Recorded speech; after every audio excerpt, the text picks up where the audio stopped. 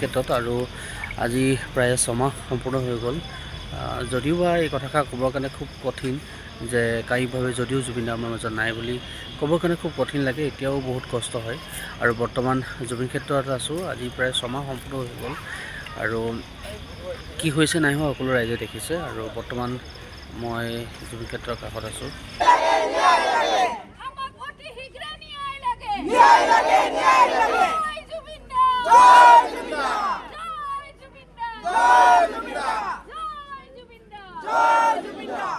আৰু আজি প্ৰায় 6 মাহ আৰু এতিয়াও জুবিন ক্ষেত্ৰত মানুহৰ ভিৰ হৈছে। জুবিন দাৰ অনুৰাগীসকলে আজি জুবিন ক্ষেত্ৰলৈ আহিছে ছমহীয়া উপলক্ষে আৰু ইয়াতে জগনন মানুহৰ ভিৰ হৈছে।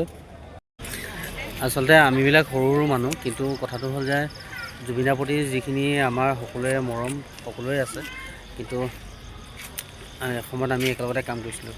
সোণাপুৰৰ মানুহ লগ পালোঁ। কি ক'বা ইয়াৰ জুবিন দাৰ বিষয়ে? আজি 6 মাহ সম্পূৰ্ণ হৈ গ'ল। কি ক'ম আৰু, এতিয়াতো ইলেকশ্যন আহিলেই, ন্যায়টোতো ইলেকশ্যন আগত হোৱাৰ চান্স কমেই। ঠিক আছে, কিন্তু এটা বস্তু যে আমাক সমাধিখন ভালকৈ একদম ধুনীয়াকৈ বনাই দিব লাগে, কাৰণ ইখনে আমাৰ গোটেই লাইফ লং থাকিব, হয়নে নহয়? গোটেই একদম ফিউচাৰটো একদম শেষলৈ থাকিব ইখনে আমাৰ। গতিকে যাতে আমি বাহিৰৰ মানুহে যদি দেখা পায় ভালকৈ দেখে, হয়নে নহয়? এখন ভাল সমাধি এখন আছে, এতিয়া আমাক সেইটোৱে লাগে আৰু ভাল এখন সমাধি যাতে একদম আটক ধুনীয়া, যাতে বাহিৰৰ মানুহ আহি একদম দেখে বহুত ধুনীয়া এখন জুবিন ক্ষেত্ৰ আছে, সেইটো বিচাৰোঁ। আচলতে মানুহক সুধিবলগীয়া নহয় যে জুবিন দা কোন হয়। আচলতে আমাৰ অসমৰ প্ৰত্যেকজন মানুহে জানে এই কথাটো, কিন্তু বাহিৰৰ মানুহে যাতে সুধিবলগীয়া নহয় জুবিন দা কোন হয় কি হয়, ইয়াতে আহি যাতে গোটেইখিনি গম পায় আৰু আহিব লগা প্ৰজন্মখিনিও যাতে এইখিনি কথা গম পায়, নহয় জানো? আৰু বিশেষকৈ আমি ধন্যবাদ জনাব লাগিব সোণাপুৰবাসী ৰাইজক, ইয়াৰ একেলগে যথেষ্টখিনি এই ঠাইখিনি দিয়াৰ উপৰিও ওতঃপ্ৰোতভাৱে জড়িত হৈ আছে আৰু খুব ধুনীয়াকৈ ন্যায়িকৈ তেখেতলোকে কামখিনি কৰি আছে। এতিয়ালৈকে জুবিন দাই ন্যায় পোৱা নাই, কি ক'বা তুমি এই ক্ষেত্ৰত? জুবিন দাই ন্যায়টোতে পাবতো লাগিছিল, আমি আশা কৰি আছিলোঁ কি ইলেকশ্যনৰ আগে আগে ন্যায়টো পাব বুলি আমি আশা কৰি আছিলোঁ, কিন্তু এইটো নহ'ল। ঠিক আছে, মই নাভাবোঁ যে ইলেকশ্যনৰ পিছত আৰু কি হয়, কি খেলখন কি হয়, সেইটো মই আশা কৰা নাই।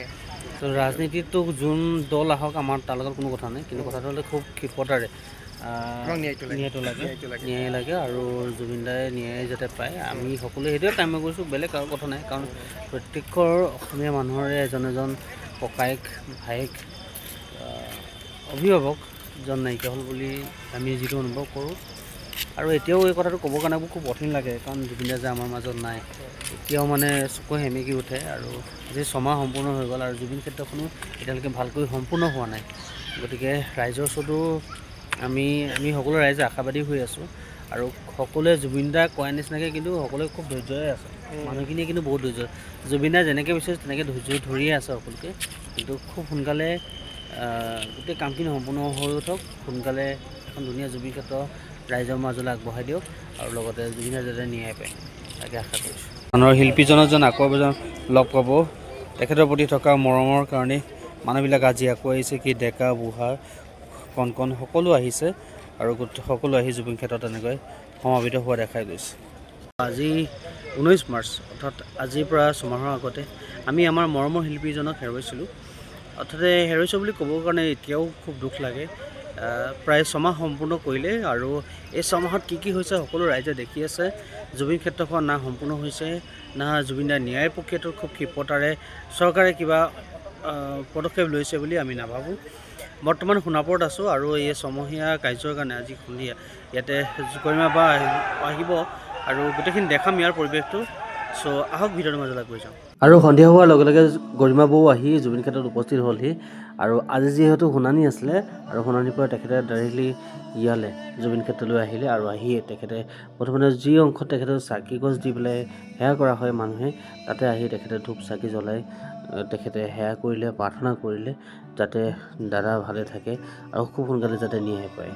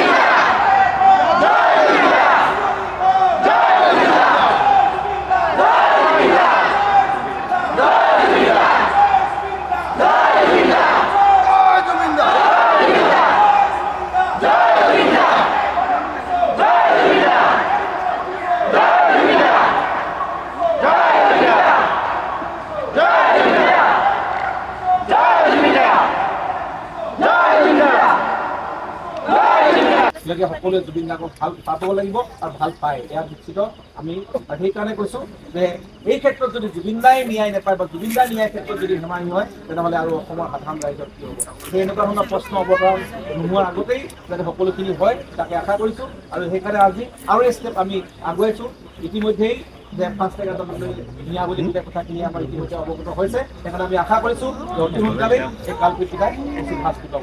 এয়াই আজি দিনত অসমবাসী ৰাইজক মই আহ্বান জনাইছোঁ আৰু সকলোকে ধন্যবাদ জ্ঞাপন কৰিছোঁ। আৰু আপোনালোকে আহক, এনেকৈ আহি থাকক, জুবিন ক্ষেত্ৰলৈ আহক আৰু গৰিমাবকো সকলোৱে সাহস হিচাপে থিয় দিয়ক, গৰিমাবক সকলোৱে উৎসাহ প্ৰেৰণা দিয়ক, যাতে তেখেতেও আগবাঢ়ি যাব পাৰে, জুবিন দাৰ ন্যায়ৰ ক্ষেত্ৰত আগবাঢ়ি যাব পাৰে।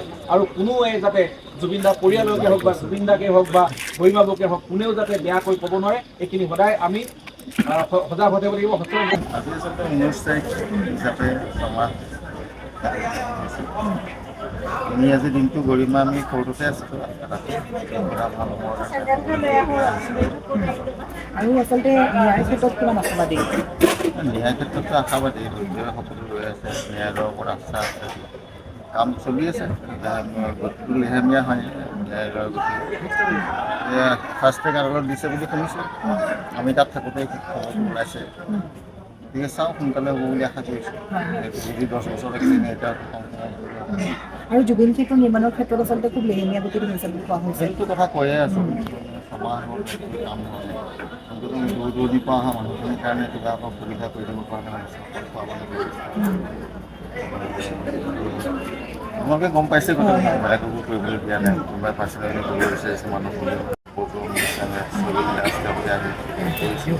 দিয়া নাই। গতিকে খুব সোনকালে কিবা এটা হ'লে ভাল আৰু যদি বেলেগক কৰিবলৈ নিদিয়ে। হয় হয়। আৰু বিহুলৈ যিহেতু এটা মাহ বাকী আছে মাথো, যিহেতু আপোনালোকে ধৰক বিহু বুলি ক'লে কেনেকুৱা এটা পৰিৱেশ, এইবাৰ জুবিন দা বিহীন বিহু, বিহুক লৈ কিবা এনেকুৱা আৰুতো একো নায়েই প্লেনিং? প্লেনিং বুলি নাই আৰু আমি সেই জুবিনৰ লগত ফালে বজাই থকা কেইজন একেলগে আছোঁ। সেই কিছুমান প্ৰগ্ৰাম কৰিম বুলি ভাবিছোঁ, জুবিন গাৰ্গৰ গীত মাতেৰে। তথাপি হৈছে যেতিয়া ভাল বুলি কওঁ। আৰু মই নিজেও আজি এজনীয়া আমাৰ ন্যায়িক বিচাৰপীঠৰ আগত আজি সাক্ষ্য প্ৰদান কৰি আহিছোঁ, মাত্ৰ তাৰ পৰাই আহিছোঁ। গতিকে আজি ছমহীয়া দিনটো মই দিলোঁ বাইক যিখিনি হ'ব বুলি ভাবিছিলোঁ সেইখিনি কৰি অন্ততঃ আমাৰ দাবী দুটাত যিখিনি কৰি দিব লাগে সেইখিনি আজি কৰি দিছোঁ। জুবিন দাৰ ওচৰলৈ আহি ভাল লাগিছে এটা কথা যে মই তেখেতৰ চকুত আজি চকুত হৈ থিয় হ'ব পাৰিছোঁ, নহ'লে বৰ লাজ পালোঁ। তহঁতি থাকি কি কৰিম? আজি কমিটি এখন বনোৱাৰ কাৰণে আহ্বান দিছোঁ। মই অৱশ্যে 6 বজাতে আহি পোৱা কথা আছিল, কিন্তু ন্যায়িক আয়োগৰ শুনানিৰ কাৰণে মই বহুত পলমকৈ তাৰপৰা আজৰি হৈছোঁ। এতিয়া আমাৰ বন্ধুসকল আহি আছে, গোটেইবোৰ লগ হৈ আমি এখন এনেকুৱা তদৰ্থ কমিটি এখন বনাম ইয়াতে, যাতে মই সদায় আহিব নোৱাৰোঁ, তেওঁ সদায় আহিব নোৱাৰোঁ, সকলোৱে খবৰ খাতিখিনি লৈ থাকিব আৰু চকু ৰাখিব কামৰ গতি। কাৰণ অসমবাসী সেইটোৱে বিচাৰিছে, কোনোবা লখিমপুৰত থাকে, কোনোবা ধেমাজিত থাকে, কোনোবা ডিব্ৰুগড়ত থাকে, সদায় আহিব নোৱাৰে, কিন্তু সকলোৱে বিচাৰে যে জুবিন ক্ষেত্ৰখন খুব ধুনীয়াকৈ। গতিকে আমাৰ কমিটিখনৰ জৰিয়তে তেখেতসকলেও বাৰ্তাবোৰ পাম।